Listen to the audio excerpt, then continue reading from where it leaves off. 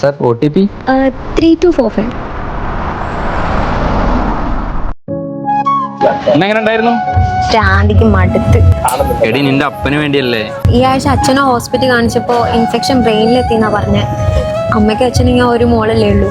മരുന്ന്, ടെസ്റ്റ്, പിന്നെ നമ്മുടെ കോഴ്സിന്റെ ഫീസ് ഒക്കെ ശരിയാവും.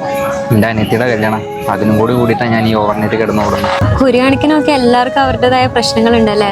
എടി, നമ്മളീ പഠിക്കുന്ന കോഴ്സാണ് എൻ്റെ ആകെയുള്ള പ്രതീക്ഷ. എനിക്കും കോഴ്സൊക്കെ കഴിഞ്ഞിട്ട് വേണം നല്ല കോട്ടൊക്കെ ഇട്ട് AC റൂമിൽ ഇരുന്നിട്ട് വർക്ക് ചെയ്യാൻ. ഇപ്പൊ എവിടെ നോക്കിയാലും ഇതുപോലത്തെ കുറെ ഇൻസ്റ്റിറ്റ്യൂട്ടാണ്.